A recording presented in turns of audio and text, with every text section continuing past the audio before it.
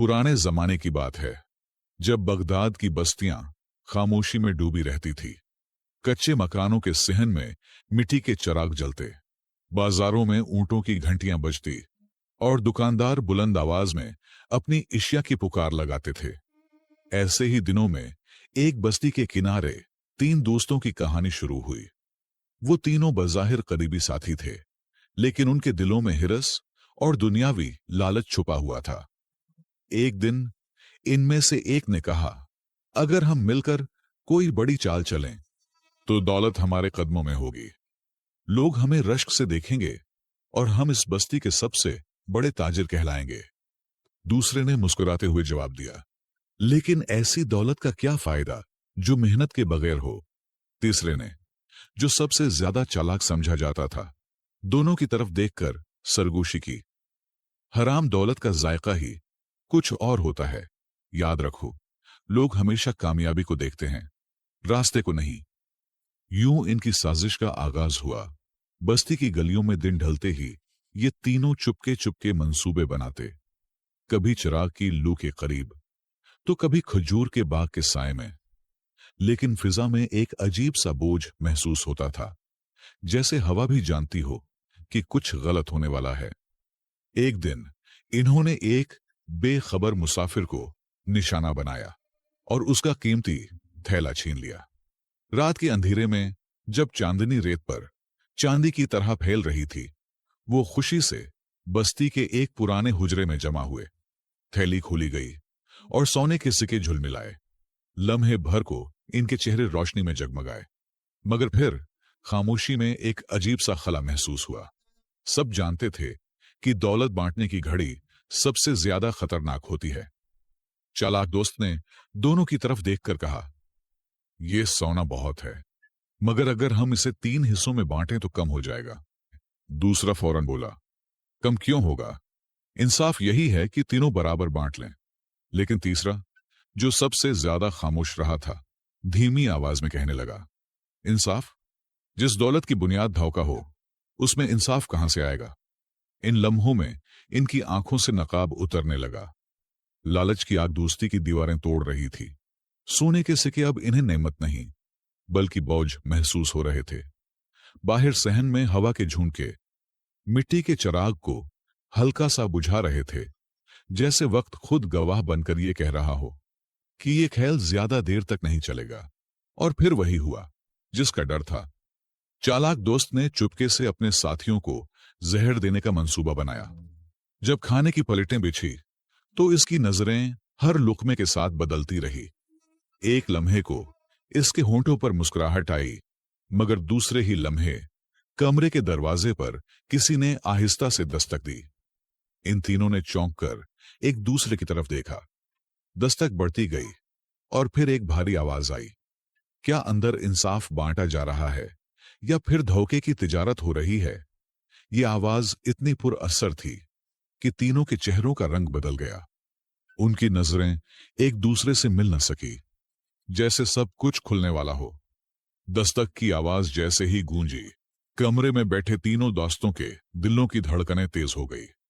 चिराग की लू हवा के झोंके से कांपने लगी और साए दीवारों पर अजीब रक्स करने लगे। चालाक दोस्त ने घबरा कर कहा, यह कौन हो सकता है? हमने तो किसी को खबर भी नहीं होने दी। दूसरा फौरन बोला, शायद कोई राह गुजर गलती से आ निकला हो, जाकर देख लेते हैं। लेकिन तीसरा दोस्त, जो अक्सर खामोश रहा करता था, नजरें झुकाए बोला, यह दस्तक आम नहीं है। मुझे यूं लग रहा है जैसे कोई हमारी नियत को परखने आया है। दरवाजा जब आहिस्ता आहिस्ता खुला तो सामने एक बुजुर्ग खड़ा था।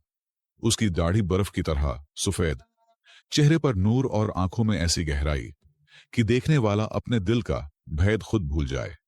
इसने बोझल आवाज में कहा, क्या हाल है बस्ती के रहने वालों? तीनों ने बिखरे हुए अंदाज में जवाब दिया, बाबा जी हम बिल्कुल ठीक हैं। बुजुर्ग की निगाहें बराहे रास्त उसी थैली पर जा ठहरी जो सोने के सिक्कों से भरी थी। लम्हे भर को खामोशी छा गई। फिर इसने सवाल किया, बेटा ये दौलत कहां से आई है? क्या तुमने खून पसीने की मेहनत से कमाई है या फिर धोखे की राहों से हासिल की है? चालाक दोस्त फौरन आगे बढ़ा और फौरन बोला, बाबा जी, ये हमारी मेहनत का सिला है। हमने कारोबार किया है और ये उसी का नतीजा है। लेकिन इसकी आवाज में लर्जिश और आंखों में बेचैनी साफ झलक रही थी। बुजुर्ग ने इसकी बात पूरी होने से पहले कहा, झूठ की महक दूर से पहचानी जाती है और मैंने अपनी जिंदगी में यह सीखा है कि झूठ के पांव नहीं होते। तुम तीनों के चेहरे चीख चीख कर बता रहे हैं कि यह दौलत हलाल की नहीं है। दूसरा दोस्त खौफजदा लहजे में बोला, बाबा जी, हमसे गलती हो गई है। हमने एक मुसाफिर को निशाना बनाया था। यह सुनकर कमरे का माहौल मजीद संगीन हो गया। चिराग की लू भी जैसे मध्यम हो गई और बाहर चलती हवा जोर से खिड़की को बजाने लगी। चालाक दोस्त ने गुस्से से कहा, चुप रहो, क्या जरूरत थी सच बोलने की? ये बाबा कौन होता है हमारा हिसाब लेने वाला? बुजुर्ग ने निहायत सुकून से मुस्कुराकर कहा, मैं हिसाब लेने नहीं आया, मैं तो सिर्फ तुम्हें याद दिलाने आया हूं कि तुम्हारे किए का हिसाब तुम्हें जरूर देना होगा। अगर दुनिया में नहीं तो उस दिन जरूर देना होगा जब कोई चीज बाकी नहीं रहेगी। इसके ये अल्फाज कमरे में इस तरह गूंजने लगे जैसे पत्थर की दीवारों से टकराकर कई बार पलट रहे हों। तीसरा दोस्त, जो शुरू से खामोश था, लरजती हुई आवाज में बोला, बाबा जी, क्या अब भी हमारे लिए कोई रास्ता है? क्या हम तौबा कर सकते हैं? बुजुर्ग ने अपनी निगाहें झुकाई, जैसे लम्हे भर सोच में डूब गया हो। फिर धीरे से बोला, हर रात के बाद सुबह होती है और हर गुनाह के बाद तौबा का दरवाजा खुला रहता है। लेकिन याद रखो, जिस दौलत पर जुल्म और धोखे का साया हो, वो दौलत कभी सुकून नहीं दे सकती। ये सुनकर दूसरा दोस्त बेइख्तियार रोने लगा। इसने थैली की तरफ देखा, फिर अपने कपड़ों की तरफ, जैसे ये सब बोझ एकदम इस पर आ पड़ा हो। लेकिन चालाक दोस्त ने अपने साथियों को घूर कर कहा, ये सब ढोंग है। ये बुजुर्ग हमें खौफ ज़दा करके सारी दौलत हथियाना चाहता है। मैं इस सोने को नहीं छोड़ूंगा। बाबा जी ने एक लंबी सांस ली और आहिस्ता से कहा, याद रखना, जो शख्स दूसरों के लिए गड्ढा खोदता है वो एक दिन खुद उसमें गिरता है। ये कहकर वो दरवाजे की तरफ बढ़ने लगे। चिराग की लर्जती रोशनी में इसका साया दीवारों पर लंबा होता गया और फिर अंधेरे में जा मिला। कमरे में एक बार फिर खामोशी छा गई, लेकिन इस खामोशी में एक अनदेखे खौफ की आहट थी, जैसे आने वाले वक्त में इन तीनों की जिंदगियां पलटने वाली हो। बाबा जी के जाने के बाद कमरे की फजा और भी बोझल हो गई। चिराग की लू बुझने के करीब थी और बाहर हवा के शोर में जैसे कोई पोशीदा राज सरगोशियां कर रहा था। दूसरा दोस्त अभी तक रोता रहा। इसके आंसू कपड़ों को भिगो रहे थे। उसने लर्जती हुई आवाज में कहा, हमसे बहुत बड़ी खता हो गई है। ये सोना हमें बर्बाद कर देगा। तीसरा दोस्त खामोश बैठा था, मगर उसकी आंखों में भी एक फैसला झलक रहा था। उसके बरअक्स चालाक दोस्त ने गुस्से से मुट्ठी बांधी और ऊंची आवाज में कहा, बस करो तुम दोनों। ये सब उस बाबा की बातों के असरात हैं। वो हमें डराना चाहता है। सच ये है कि दौलत हमेशा बहादुरों के पास रहती है, कमजोर रोते रह जाते हैं। दूसरा दोस्त गुस्से और खौफ के मिले जुले लहजे में बोला, नहीं, ये सच नहीं। ये दौलत हमारे लिए जहर है। मैं अभी ये थैली मस्जिद के इमाम के पास ले जाऊंगा और इसका हकदार ढूंढ निकालूंगा। ये सुनते ही चालाक दोस्त की आंखों में खून उतर आया। इसने थैली पर हाथ मारा और चीख कर कहा, इसे कोई कहीं नहीं लेकर जाएगा। ये दौलत मेरी है। तुम दोनों चाहते हो कि मैं खाली हाथ रह जाऊं? इसकी आवाज दीवारों से टकराकर गूंजी और लम्हे भर को ऐसा लगा जैसे कमरा भी कांप गया हो। तीसरा दोस्त, जो सबसे ज्यादा खामोश और सोचने वाला था, आहिस्ता से बोला, भाई, हमने पहले ही गुनाह किया है। अगर अब जिद और लालच में पड़ गए तो यह सोना हमारे लिए आग बन जाएगा। मैंने बाबा जी की आंखों में वो रोशनी देखी है जो आम इंसानों में नहीं होती।